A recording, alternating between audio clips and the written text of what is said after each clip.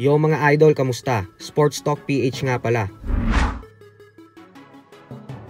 Ang bigating laban, pag-usapan natin yan mga idol.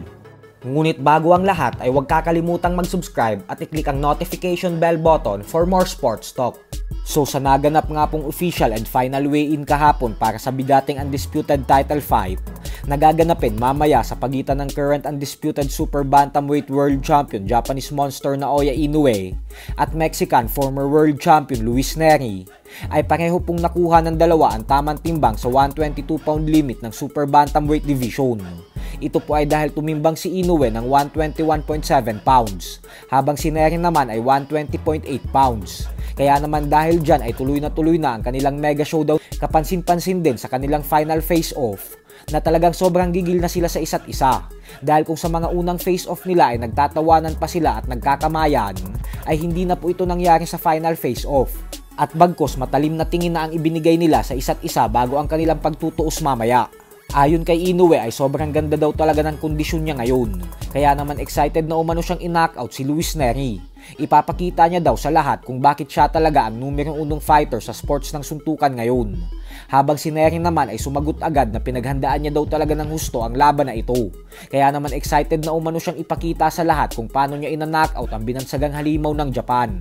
Kaya tingnan po natin kung mapapanindigan ni Nery ang mga sinabi niya sa nakaraan, na isang ordinaryong fighter lang daw si Inoue kasi wala naman umanong espesyal dito.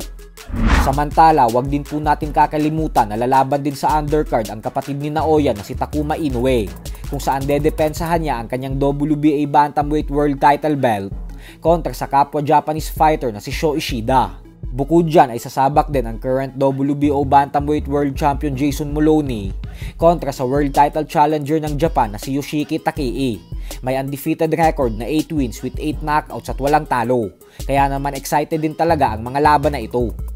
Sa kabilang banda naman mga idol ay matapos nga pong talunin kahapon ng undisputed super middleweight world champion Canelo Alvarez, ang kapwa Meksikano na si Jaime Munguia via unanimous decision, ay natanong ito sa kanyang post-fight interview kung lalabanan niya daw ba nasunod ang isa pang Meksikano at matagal nang naghahamon sa kanya na si former 2-time super middleweight world champion David Benavidez.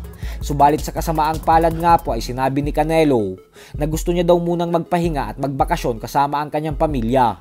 Subalit kung tama umano ang perang iaalok sa kanya, ay kahit ngayon daw mismo ay papalagan niya agad si Benavidez. Subalit sa punto umano ng career niya ngayon ay pwede niya nang gawin ang kahit anong gusto niyang gawin dahil siya umano ang number 1 best fighter sa buong mundo ngayon.